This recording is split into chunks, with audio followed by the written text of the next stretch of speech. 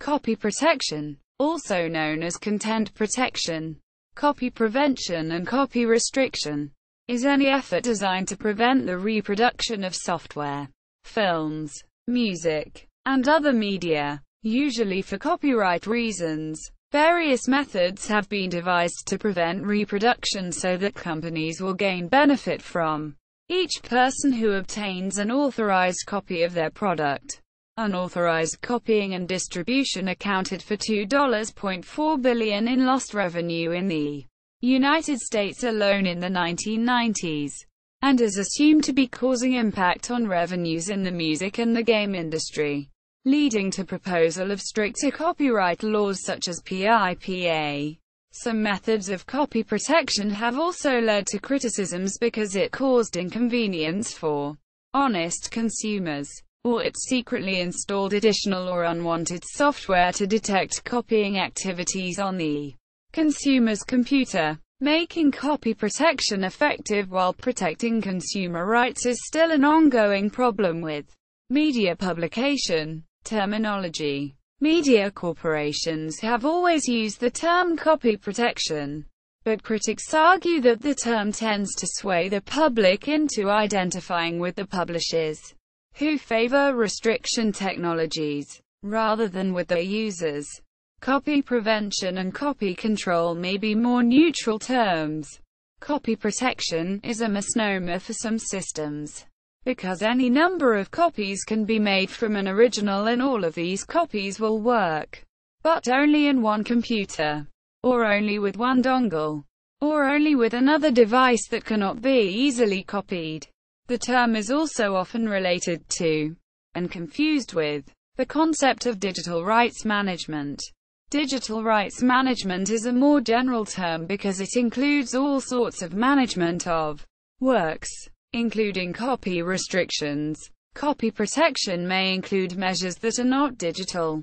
A more appropriate term may be technological protection measures, TPMs, which is often defined as the use of technological tools in order to restrict the use or access to a work. Business rationale. Copy protection is most commonly found on videotapes, DVDs, computer software disks, video game discs and cartridges, audio CDs and some VCDs.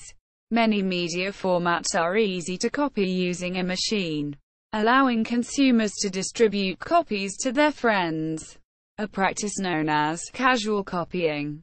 Companies publish works under copy protection because they believe that the cost of implementing the copy protection will be less than the revenue produced by consumers who buy the product, instead of acquiring it through casually copied media. Opponents of copy protection argue that people who obtain free copies only use what they can get for free, and would not purchase their own copy if they were unable to obtain a free copy. Some even argue that free copies increase profit. People who receive a free copy of a music CD may then go and buy more of that band's music, which they would not have done otherwise. Some publishers have avoided copy protecting their products, on the theory that the resulting inconvenience to their users outweighs any benefit of frustrating casual copying. From the perspective of the end user, copy protection is always a cost. DRM and license managers sometimes fail, are inconvenient to use, and may not afford the user all of the legal use of the product he has purchased. The term copy protection refers to the technology used to attempt to frustrate copying, and not to the legal remedies available to publishers or authors whose copyrights are violated. Software usage models range from node locking to floating licenses, where a fixed number licenses can be concurrently used across an enterprise. Grid computing, where multiple computers function as one unit and so use a common license.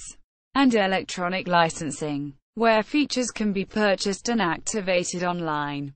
The term license management refers to broad platforms which enable the specification, enforcement and tracking of software licenses. To safeguard copy protection and license management technologies themselves against hampering and hacking, software anti-tamper methods are used. Floating licenses are also being referred to as indirect licenses, and are licenses that at the time they are issued, there is no actually user who will use them. That has some technical influence over some of their characteristics. Direct licenses are issued after a certain user requires it. As an example, an activated Microsoft product contains a direct license which is locked to the PC where the product is installed. From business standpoint, on the other hand, some services now try to monetize on additional services other than the media content so users can have better experience than simply obtaining the copied product. Technical challenges. From a technical standpoint, it would seem theoretically impossible to completely prevent users from making copies of the media they purchase, as long as a writer is available that can write to blank media. The basic technical fact is that all types of media require a player, a CD player, DVD player, videotape player, computer or video game console. The player has to be able to read the media in order to display it to a human. In turn, then, logically, a player could be built that first reads the media, and then writes out an exact copy of what was read, to the same type of media. At a minimum, digital copy protection of non-interactive works is subject to the analog whole, regardless of any digital restrictions. If music can be heard by the human ear, it can also be recorded, at the very least, with a microphone and tape recorder. If a film can be viewed by the human eye, it can also be recorded, at the very least, with a video camera and recorder.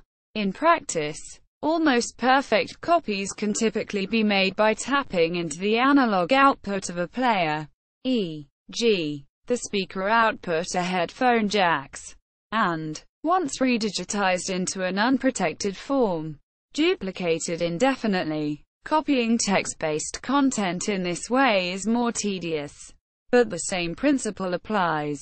If it can be printed or displayed, it can also be scanned or knocked.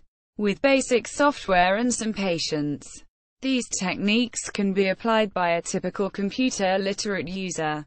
Since these basic technical facts exist, it follows that a determined individual will definitely succeed in copying any media, given enough time and resources. Media publishers understand this. Copy protection is not intended to stop professional operations involved in the unauthorized mass duplication of media, but rather to stop casual copying of information goods which are downloaded, rather than being mass duplicated as with physical media, can be inexpensively customized for each download, and thus restricted more effectively. In a process known as traitor tracing, they can be encrypted in a fashion which is unique for each user's computer, and the decryption system can be made tamper-resistant. Methods. For information on individual protection schemes and technologies, see List of copy protection schemes or relevant category page. Computer software. Copy protection for computer software, especially for games, has been a long cat-and-mouse struggle between publishers and crackers. These were, and are, programmers who would defeat copy protection on software as a hobby, add their alias to the title screen, and then distribute the cracked product to the network of WES BBSes or internet sites that specialized in distributing unauthorized copies of software. Early ages. When computer software was still distributed in audio cassettes, audio copying was unreliable, while digital copying was time-consuming.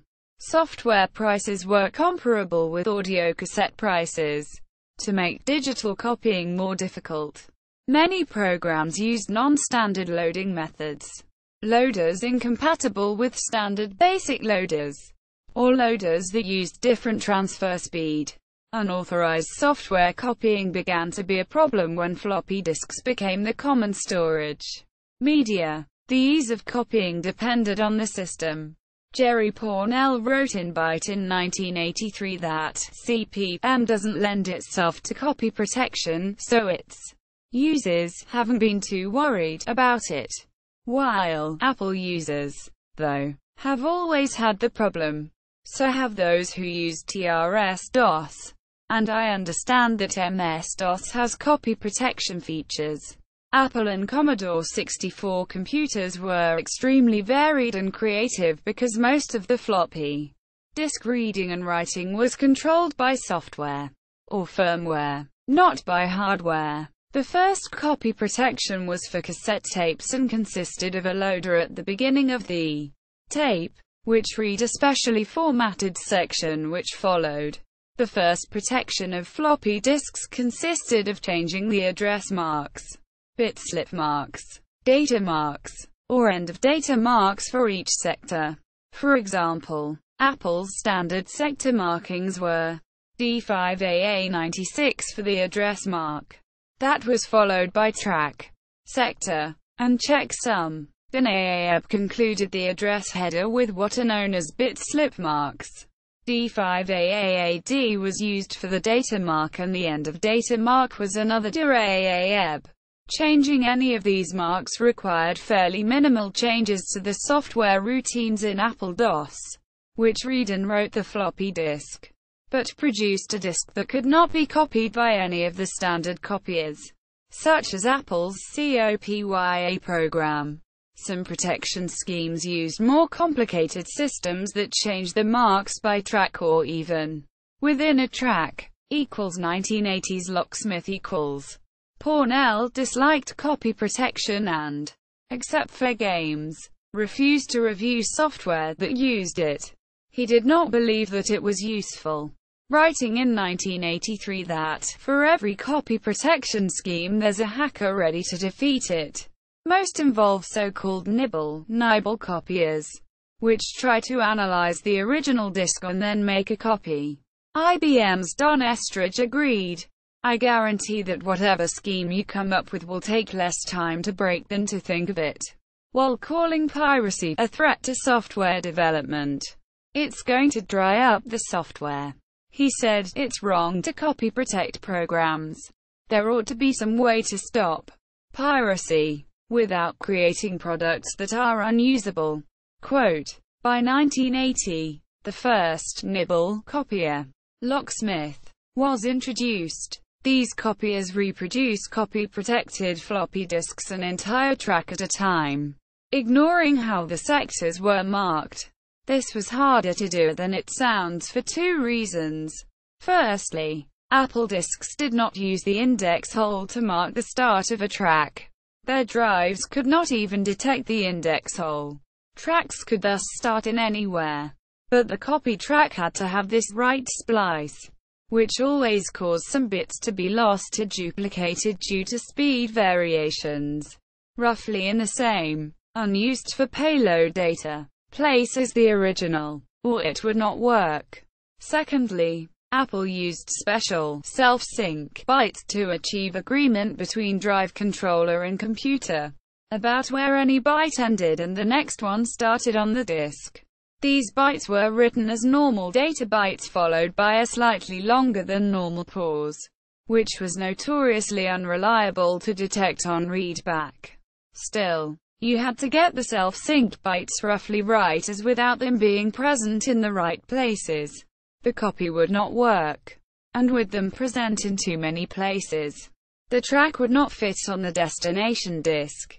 Locksmith copied Apple II disks by taking advantage of the fact that these sync fields between sectors almost always consisted of a long string of FF hex bytes. It found the longest string of FFs, which usually occurred between the last and first sectors on each track, and began writing the track in the middle of that.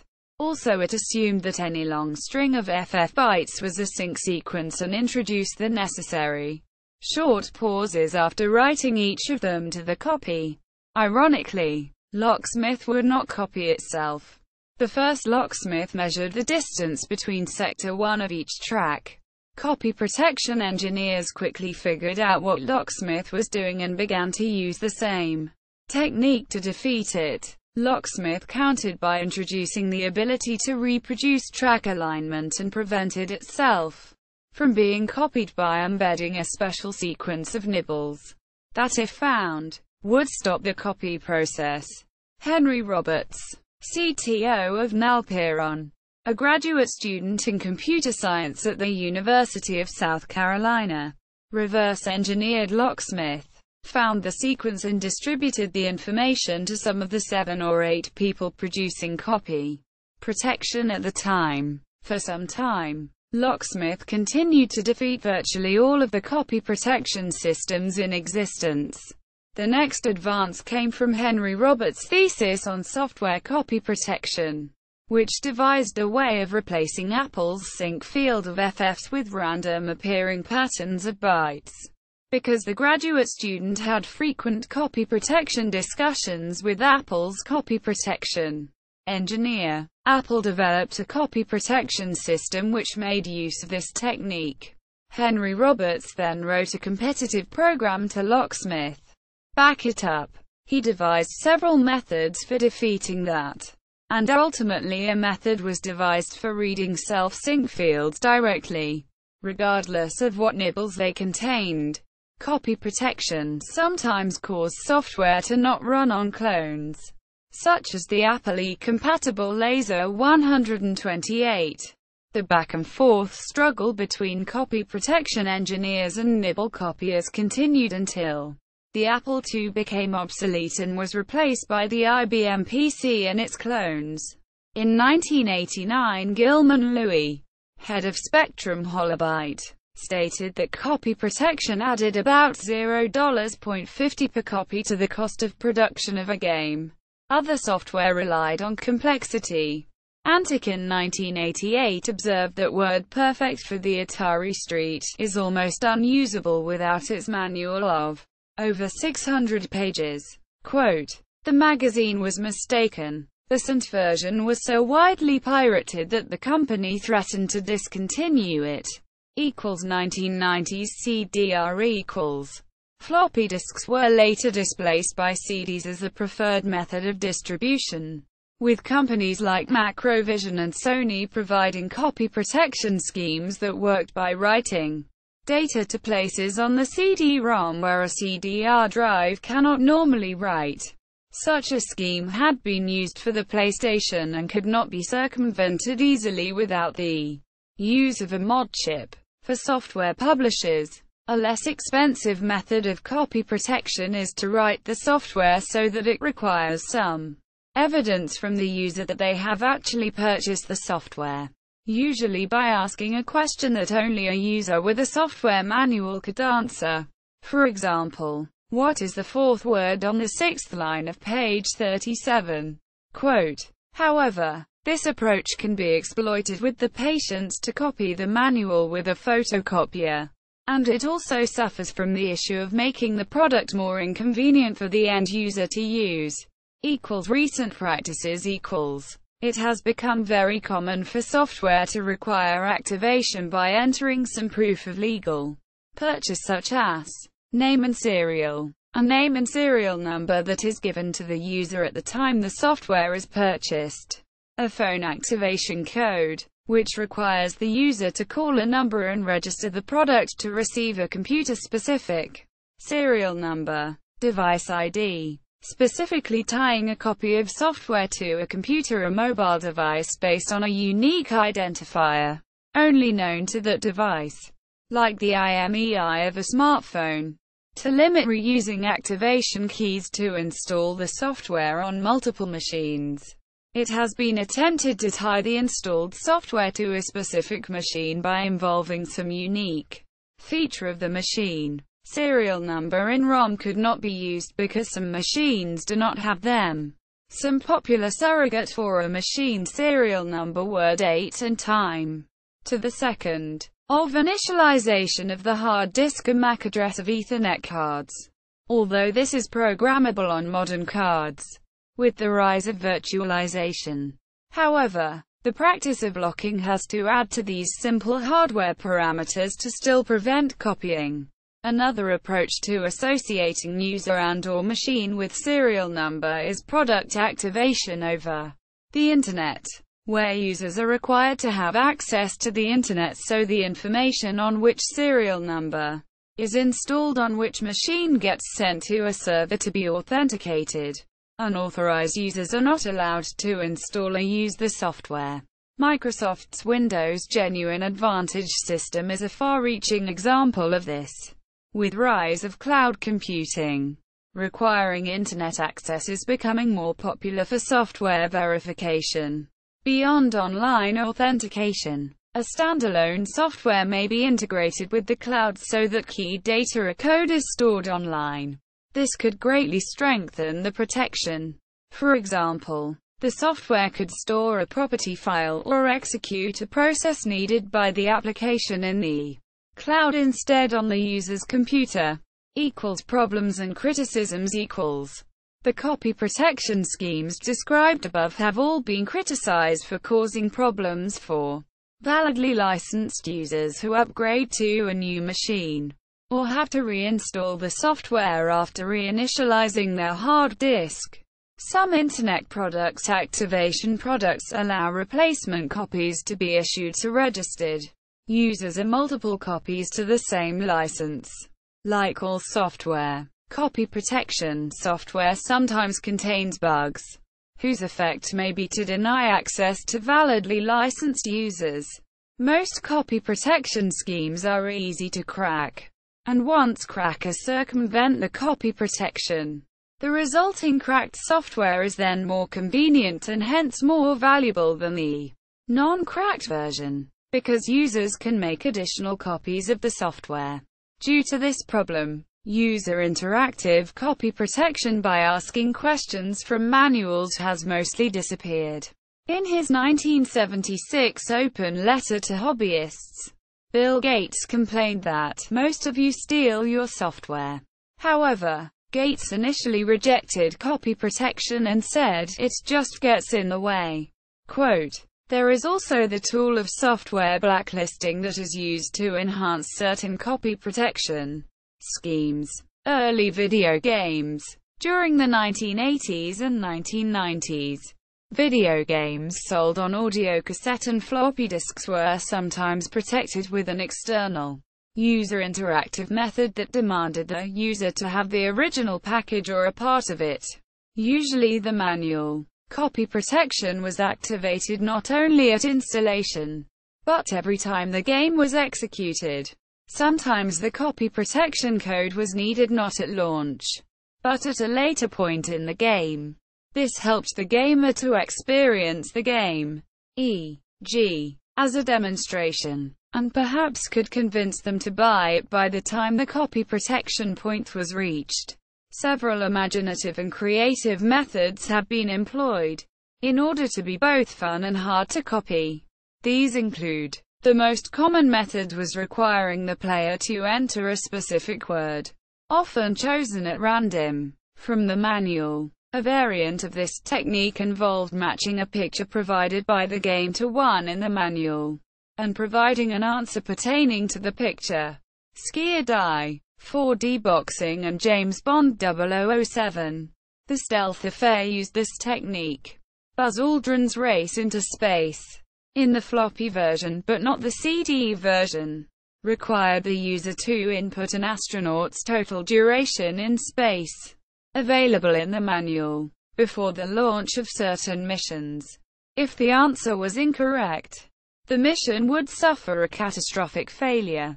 Manuals containing information and hints vital to the completion of the game, like answers to riddles, Conquests of Camelot, King's Quest VI, Recipes of Spells, King's Quest III, Keys to Deciphering Non-Latin Writing Systems, Ultima Series. See also Ultima Writing Systems, Maze Guides, Manhunter, dialogue spoken by other characters in the game, Wasteland, Dragon Wars, excerpts of the storyline, most advanced Dungeons & Dragons games, and Wing Commander I, or a radio frequency to use to communicate with a character to further a game. Metal Gear Solid, some sort of code with symbols not existing on the keyboard of the ASCII code. This code was arranged in a grid and had to be entered via a virtual keyboard at the request. What is the code at line 3 row 2? Quote, these tables were printed on dark paper, Maniac Mansion, uplink, or were visible only through a red transparent layer.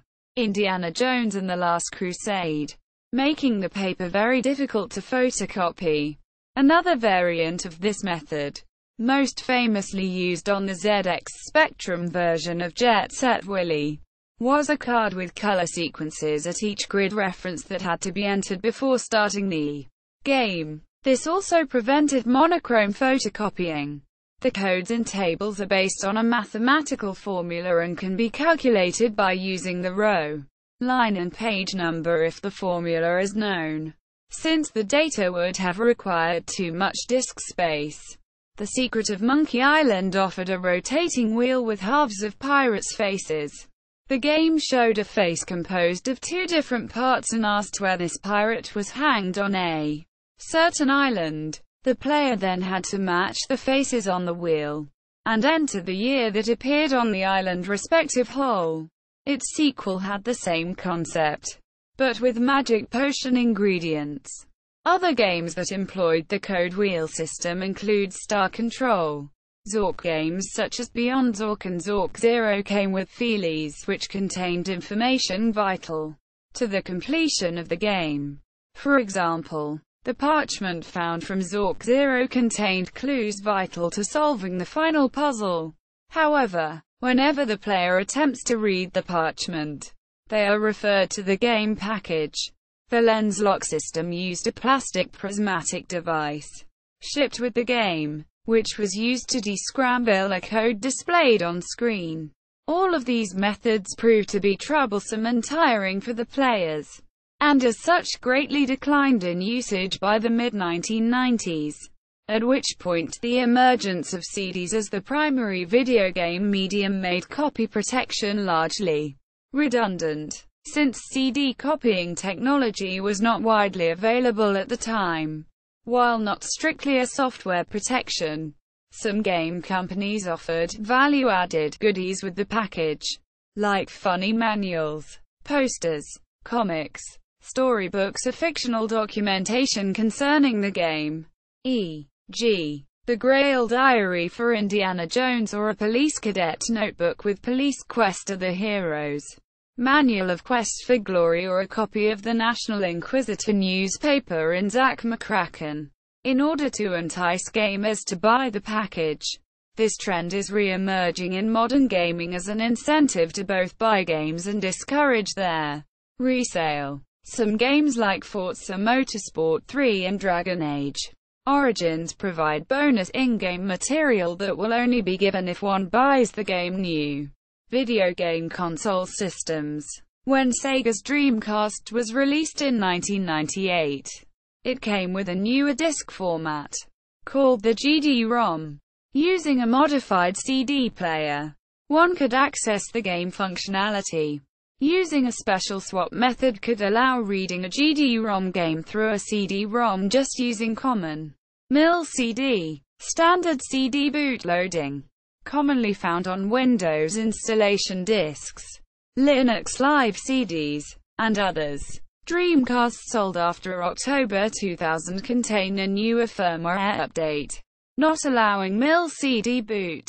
The Xbox has a specific function, non-booting and non-reading from CDs and DVD-Rs as a method of game copy protection. Also, the Xbox is said to use a different DVD file system instead of UDF. It has been theorized that the discs have a second partition that is read from the outside in, opposite current standards, thus making the second partition unreadable in PC DVD drives, which give the tracks the appearance that the disc was spun backwards during manufacture. The Xbox 360 copy protection functions by requesting the DVD drive compute the angular distance between specific data sectors on the disk. A duplicated DVD will return different values than a pressed original would. The PlayStation 2 has a map file that contains all of the exact positions and file size info of the CD in it, which is stored at a position that is beyond the file limit. The game directly calls the position at where the map file is supposed to be. This means that if the file is moved inside the limit, it is useless since the game is looking outside the limit for it, and the file will not work outside of the limit, making any copied disk unusable without a mod chip or the use of FMCB. Free memory card boot. FMCB uses the memory card to trick the built-in DVD video software into booting copied games. Before a copied game can be played, it must have been patched with a free application. Nintendo's Wii and Nintendo GameCube have their own specialty format for copy protection. It is based on DVD, mini DVD, GameCube technology. Each disc contains some deliberately placed defects. The exact positions of these defects, which differ for each produced disc, is encrypted in the BCA of each disc.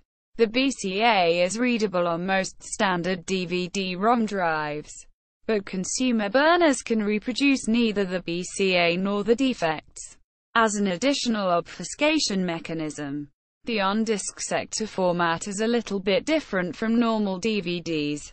Nevertheless, it can be read using some consumer DVD-ROM drives with a firmware modification or debug mode.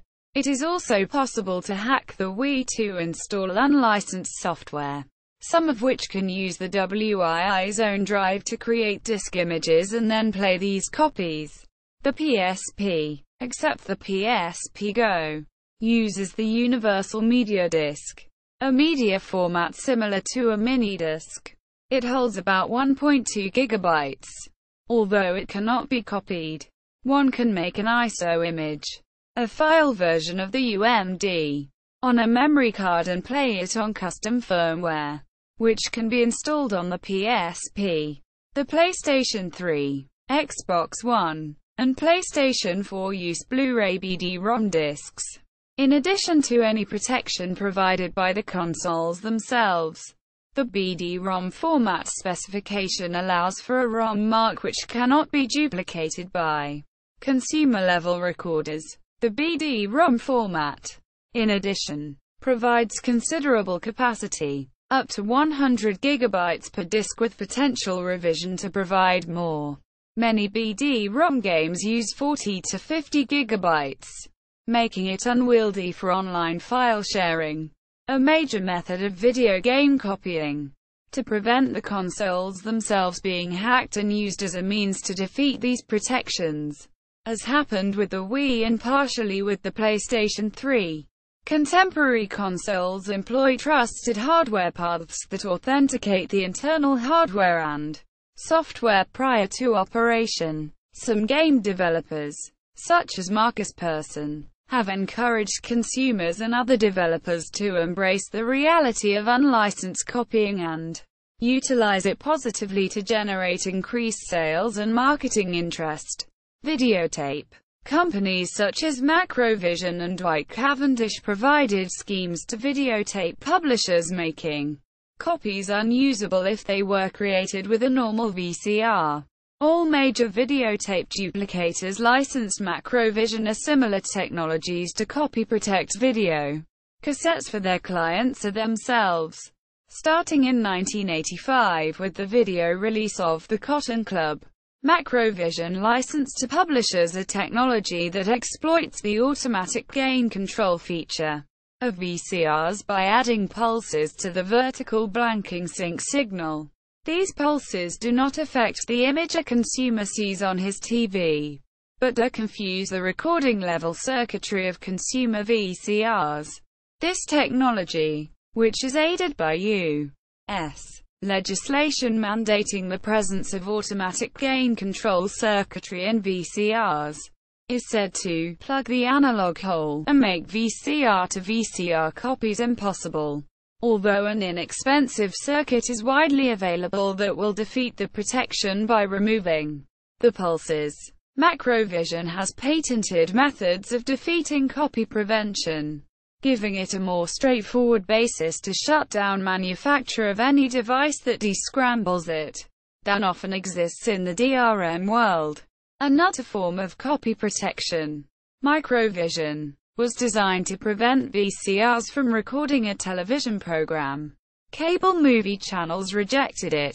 Michael J. Fuchs of HBO said in 1985 that microvision was not good technology, because it reduced picture quality and consumers could easily bypass it. While Peter Chernin of Showtime said, "We want to accommodate our subscribers and we know they like to tape our movies, audio CDs." By 2000, Napster had seen mainstream adoption, and several music publishers responded by starting to sell some CDs with various copy protection schemes. Most of these were playback restrictions that aimed to make the CD unusable in computers with CD-ROM drives, leaving only dedicated audio CD players for playback. This did not, however, prevent such a CD from being copied via an analog connection or by ripping the CD under operating systems such as Linux, which was effective since copy protection software was generally written for Microsoft Windows. These weaknesses led critics to question the usefulness of such protection. CD copy protection is achieved by assuming certain feature levels in the drives. The CD digital audio is the oldest CD standard and forms the basic feature set beyond which dedicated audio players need no instructions. CD-ROM drives additionally need to support mix-mode CDs, combined audio and data tracks, and multi-session CDs. Multiple data recordings, each superseding and incorporating data of the previous session. The play preventions in use intentionally deviate from the standards and intentionally include malformed multi-session data are similar, with the purpose of confusing the CD-ROM drives to prevent correct function. Simple dedicated audio CD players would not be affected by the malformed data since these are four features they do not support. For example, an audio player will not even look for a second session containing the copy protection data. In practice, results vary wildly. CD-ROM drives may be able to correct the malformed data and still play them to an extent that depends on the make and version of the drive. On the other hand, some audio players may be built around drives with more than the basic features required for audio playback. Some car radios with CD playback, portable CD players with additional support for data CDs containing MP3 files, and DVD players have had problems with these CDs. The deviation from the Red Book standard that defines audio CDs required the publishers of these copy-protected CDs to refrain from using the official CDDA logo on the discs or the cases. The logo is a trademark owned by Philips and Sony and licensed to identify compliant audio discs only, to prevent dissatisfied customers from returning CDs which were misrepresented as compliant audio CDs. Such CDs also started to carry prominent notices on their covers. In general, the audio can always be extracted by applying the principle of the analog hole. Additionally, such programs as ISOBuster may be capable of producing hidden audio files. Examples of CD copy protection schemes are Cactus Data Shield, Copy Control, and Data Position Measurement. Other digital media. More recently, publishers of music and films in digital form have turned to encryption to make copying more difficult. CSS, which is used on DVDs, is a famous example of this. It is a form of copy protection that uses 40-bit encryption. Copies will not be playable since they will be missing the key, which is not writable on regular DVD-R or DVD-RW discs, except with special QFLIX DVD recorders and media. With this technique, the work is encrypted using a key only included in the firmware of authorized players, which allow only legitimate uses of the work. usually restricted forms of playback, but no conversion or modification. The controversial Digital Millennium Copyright Act provides a legal protection for this in the U.S. that would make it illegal to distribute unauthorized players, which was supposed to eliminate the possibility of building a DVD copier. However, encryption schemes designed for mass-market standardized media such as DVD suffer from the fundamental weaknesses that consumers have physical access to the devices containing the keys, and once implemented, the copy protection scheme can never be changed without breaking the forward compatibility of older devices, or the backward compatibility of newer media. Since consumers are highly unlikely to buy new hardware for the sole purpose of preserving copy protection, manufacturers have been prevented from enhancing their DRM technology until recently. With the release of next-generation media such as HD DVD and Blu-ray disc, this period represents more than enough time for the encryption scheme to be defeated by determined attackers. For example, the CSS encryption system used on DVD video was broken within 3 years of its market release in November 1996, Seed Dex, but has not been changed since, because doing so would immediately render all DVD players sold prior to the change incapable of reading new DVDs. This would not only provoke a backlash amongst consumers, but also restrict the market that the new DVDs could be sold to. More recent DVDs have attempted to augment CSS with additional protection schemes. Most modern schemes like Archive's protection use tricks of the DVD format in an attempt to defeat copying programs, limiting the possible avenues of protection, and making it easier for hackers to learn the innards of the scheme and find ways around it. The newest generations of optical disc media, HD DVD and Blu-ray disc, attempt to address this issue.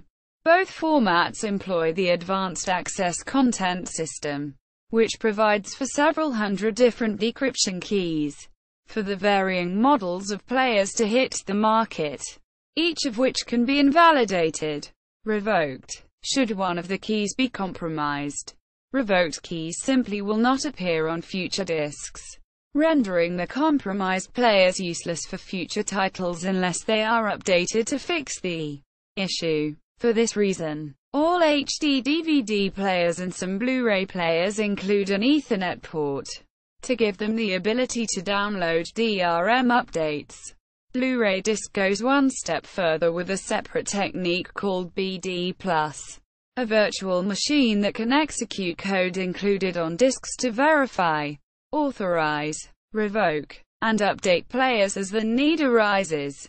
Since the protection program is on the disc rather than the player, this allows for updating protection programs within BD's working life by simply having newer programs included on newer discs. 4K resolution Blu-ray discs augment the existing Blu-ray protections.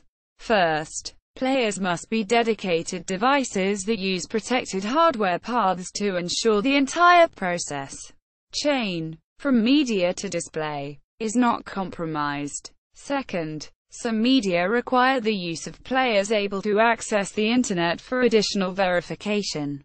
Notable payloads. Over time, software publishers, especially in the case of video games, became creative about crippling the software in case it was duplicated. These games would initially show that the copy was successful, but eventually render themselves unplayable via subtle methods.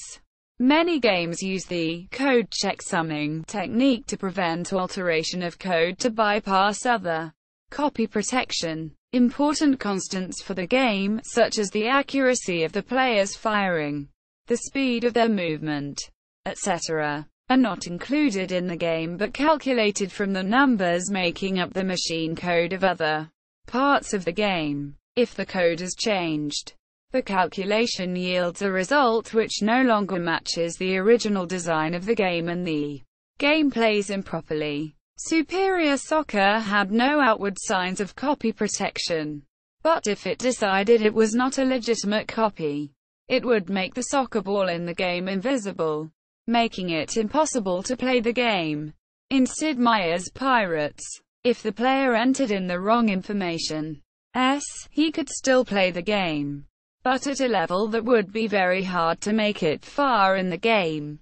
As a more satirical nod to the issue, if the thriller action game Alan Wake detects that the game is cracked or a pirated copy, it will replace tips in loading screens with messages telling the player to buy the game. If a new game is created on the copied game, an additional effect will take place. As a more humorous nod to piracy, Alan Wake will gain a black eye patch over his right eye, complete with a miniature Jolly Roger. While the copy protection in Zack McCracken and the Alien Mindbenders was not hidden as such, the repercussions of missing the codes was unusual. The player would end up in jail permanently, and the police officer would give a lengthy and condescending speech about software copying. In case of copied versions of Settlers 3, the iron smelters would only produce pigs, a play on pig iron. Weaponsmiths require iron to produce weapons, so players couldn't amass arms. Bohemia Interactive Studio developed a unique and very subtle protection system for its game, Operation Flashpoint. Cold War Crisis, dubbed Fade. If it detects an unauthorized copy, it does not inform the player immediately but instead progressively corrupts aspects of the game, such as reducing the weapon accuracy to 0, to the point that it eventually becomes unplayable. The message, "Original discs don't fade," will eventually appear if the game is detected as being an unauthorized copy. Fade is also used in Arma 2.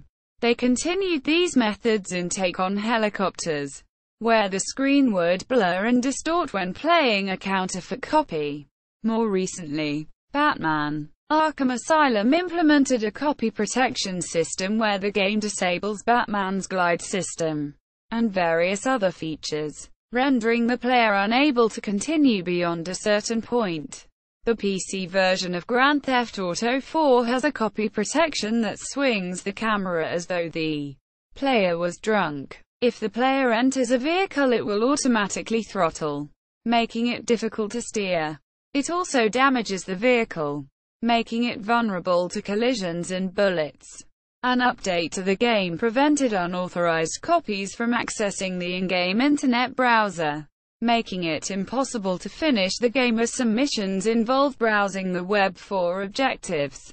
Earthbound is well documented for its extensive use of checksums to ensure that the game is being played on legitimate hardware. If the game detects that it is being played on a European SNES, it refuses to boot, as the first of several checksums has failed. A second checksum will weed out most unauthorized copies of the game, but hacking the data to get past this checksum will trigger a third checksum that makes enemy encounters appear much more often than in an authorized copy. And if the player progresses through the game without giving up, or cracks this protection, a final checksum code will activate before the final boss battle, freezing the game and deleting all the save files. In an unauthorized version of the PC edition of Mass Effect, the game save mechanism would not work and the in-game galactic map would cause the game to crash, as the galactic map is needed to travel to different sections of the game. The player would be stuck in the first section of the game. If an unauthorized version of The Sims 2 was used, the build mode would not work properly. Walls would not be able to be built on the player's property, which prevents the player from building any custom houses. Some furniture and clothing selections would not be available either. A March 2009 update to the BGVIM iPhone app included special functionality for users of the unauthorized version. The screen would read PC load letter whenever the user tried to establish a connection to any IM service, then quickly switch to a YouTube clip from the movie Office Space. Red Alert 2 has a copy protection system, where if an unlicensed version of it is detected, The player's entire base is destroyed within 30 seconds of the player joining a match. The DS version of Michael Jackson. The experience has a copy protection system where vuvuzela noises are heard as the music is playing. The notes are invisible, making the game impossible to play, and the game freezes upon the player pausing it. Older versions of Autodesk 3ds Max use a dongle for copy protection. If it is missing, the program will randomly corrupt the points of the user's model during usage, destroying the work. Older versions of CDRWIN used a serial number for initial copy protection. However, if this check was bypassed, a second hidden check would activate, causing a random factor to be introduced into the CD burning process, producing corrupted coaster disks. Terminate. A BBS terminal package would appear to operate normally if cracked, but would insert a warning that a pirated copy was in use into the IEMSI login packet it transmitted. Where the sysop of any BBS the user called could clearly read it. Ubix Music, a music creation tool for the Commodore 64, would transform into a Space Invaders game if it detected that a cartridge-based copying device had attempted to interrupt it. This combined copy protection and an Easter egg, as the message that appears when it occurs is not hostile. Plug joystick in port 1. Press fire, and no more resetting, experting. Quote, the Amiga version of Bomberman featured a multi-tap peripheral that also acted as a dongle. Data from the multi-tap was used to calculate the time limit of each level. If the multi-tap was missing, the time limit would be calculated as 0, causing the level to end immediately. Nevermind, a puzzle game for the Amiga, contained code that caused an unlicensed version of the game to behave as a demo. The game would play 3 levels sampled from throughout the game, and then give the message, you have completed 3 levels. However, there are 100 levels to complete on the original disc. Quote, in Spyro, Year of the Dragon, a character named Zoe will tell the player outside the room containing the balloon to Midday Garden Home and several other areas that she is using an unlicensed copy. This conversation purposely corrupts data. When corrupted, the game would not only remove stray gems and the ability to progress in certain areas but also make the final boss unbeatable, returning the player to the beginning of the game, and removing the save file at the same time. After about 8 seconds into the battle, the Atari Jaguar console would freeze at startup and play the sound of an enraged Jaguar snarling. If the inserted cartridge failed the initial security check, the lens lock copy protection system gave an obvious message if the lens-coded letters were entered incorrectly. But if the user soft reset the machine, the areas of memory occupied by the game would be flooded with the message, "Thank you for your interest in our product. Nice try. Love BJ, NJ," to prevent the user examining leftover code to crack the protection. An update to the sandbox game Garry's Mod enabled a copy protection mechanism that outputs the error, unable to shade polygon normals, if the game detects that it has been copied. The error also includes their user's Steam ID as an error ID, meaning that users can be identified by their Steam account when asking for help about the error on the internet. The Atari version of alternate reality. The dungeon would have the player's character attacked by 2 unbeatable FBI agents. If it detected a cracked version, the FBI agents would also appear when restoring a save which was created by such a version, even if the version restoring the save was legal. VGA Planets, a play-by-BBS strategy game, contained code in its server which would check all clients' submitted turns for suspect registration codes. Any player deemed to be using a cracked copy or cheating in the game would have random forces destroyed throughout the game by an unbeatable enemy called the Tim Continuum, after the game's author, Tim Wisserman. A similar commercial game, stars, would issue empty turn updates for players with invalid registration codes, meaning that none of their orders would ever be carried out on a copied version of the original PC version of Postal. As soon as the game was started, the player character would immediately shoot himself in the head. An unlicensed version of Serious Sam 3 BFE spawns a large immortal monster early on in the game. An unauthorized copy of Pokémon Black and White and their sequels will run as if it was normal, but the Pokémon will not gain any experience points after a battle. This has since been solved by patching the game's files. If Ace Attorney Investigations 2 detects an illegitimate or downloaded copy of the game, it will convert the entire game's text into the game's symbol-based foreign language, Borginian, which cannot be translated in any way. The unlicensed version of indie game Game Dev Tycoon, in which the player runs a game development company, will dramatically increase the piracy rate of the games the player releases to the point where no money can be made at all, and disable the player's ability to take any action against it.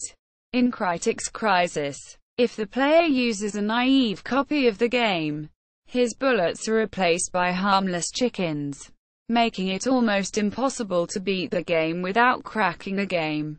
In Crytek's Crisis 3, if a player used an unlicensed copy of the game, he is not able to defeat the last boss, the Alpha CEPH, thus making it impossible to beat the game. In Five Nights at Freddy's, if the game is unauthorized, exiting the game will only take place after the player is subjected to one of the animatronics, attacking and killing him, complete with the screeching sounds normally heard when the player is caught. The game plays normally. However, the usage of copy protection payloads which lower playability of a game without making it clear that this is a result of copy protection is now generally considered unwise, due to the potential for it to result in unaware players with unlicensed copies spreading word of mouth that a game is of low quality. The authors of Fade explicitly acknowledge this as a reason for including the explicit warning message. Anti-piracy. Anti-piracy measures are efforts to fight against copyright infringement, counterfeiting, and other violations of intellectual property laws. It includes, but is by no means limited to, the combined efforts of corporate associations, such as the RIAA and MPAA, law enforcement agencies, such as the FBI and Interpol, and various international governments to combat copyright infringement relating to various types of creative works, such as software, music and films. These measures often come in the form of copy protection measures such as DRM, or measures implemented through a content protection network, such as Distill Networks or Incapsula. Richard Stallman and the New Project have criticized the use of the word piracy in these situations, saying that publishers use the word to refer to copying they don't approve of, and that they, publishers, imply that it is ethically equivalent to attacking ships on the high seas, kidnapping and murdering the people on them. Certain forms of anti-piracy, such as DRM, are considered by consumers to control the use of the product's content after sale. In the case MPAA v. Hotfile, a judge, Kathleen M. Williams, granted a motion to deny the prosecution the usage of words she views as pejorative.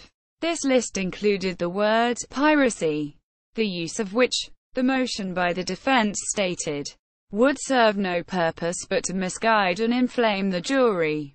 The plaintiff argued the common use of the terms when referring to copyright infringement should invalidate the motion, but the judge did not concur. Anti-piracy in file sharing.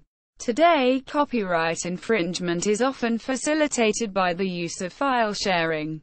In fact, infringement accounts for 23.8% of all Internet traffic today.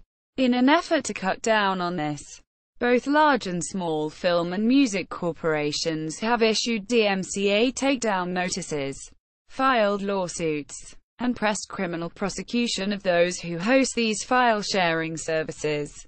Examples. On June 30, 2010, U.S. Immigration and Customs Enforcement, ICE, cracked down on many video hosting websites including Ninja Video, RIAA suing file sharers that share music over P2P networks, MPAA encryption of DVD movies using the CSS cipher and prohibiting the distribution and use of DEX, while also having the effect of banning free, open-source DVD player software, coded anti-piracy, also called cap codes, as a way to put a forensic identification on the film to trace back illegal copies of films to the source.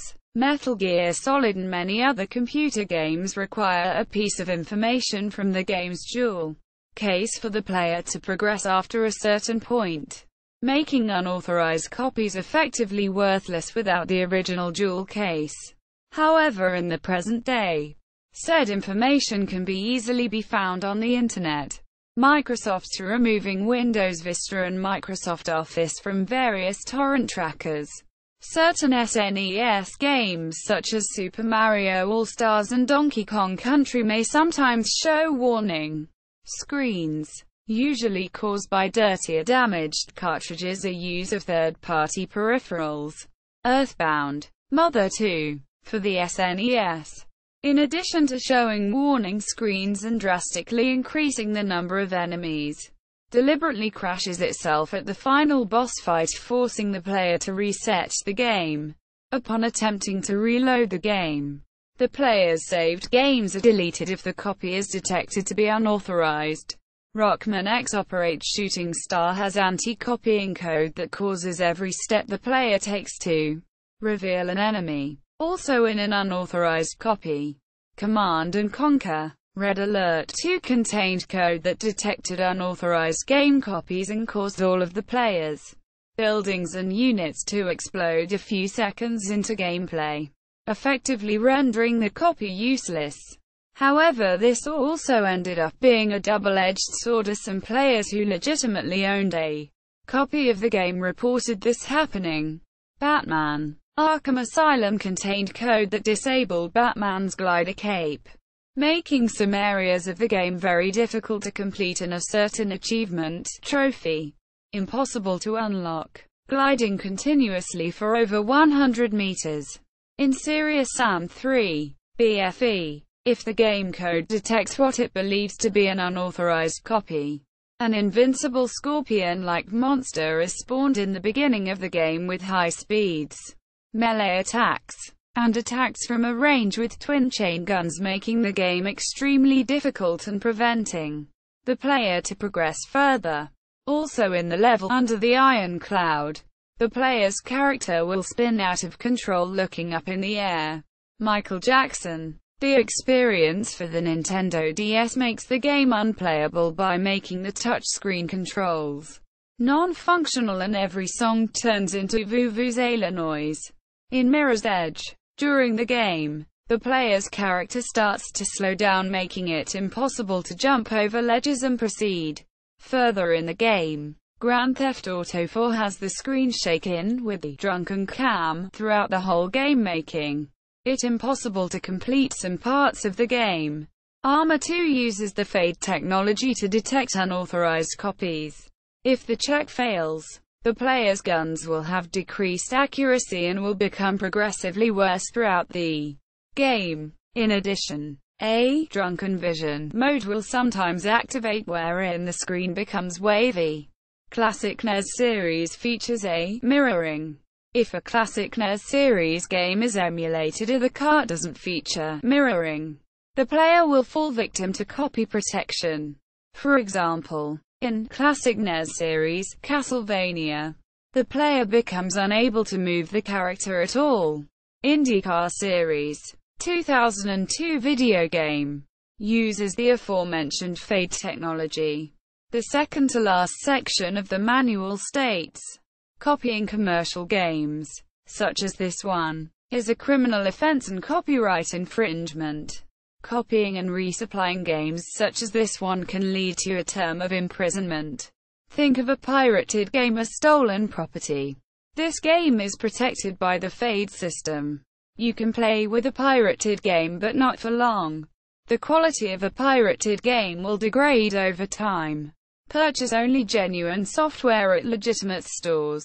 See also: digital rights management, digital watermarking, floating licensing, cheat cartridge, license manager, list of copy protection schemes, software anti-tamper, Sony BMG CD copy protection scandal, tamper resistance, trade group efforts against file sharing, copy protection in depth, evaluating new copy prevention techniques for audio CDs.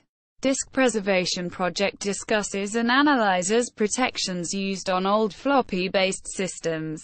Comprehensive article on video game piracy and its prevention. Several algorithms used to generate serial keys.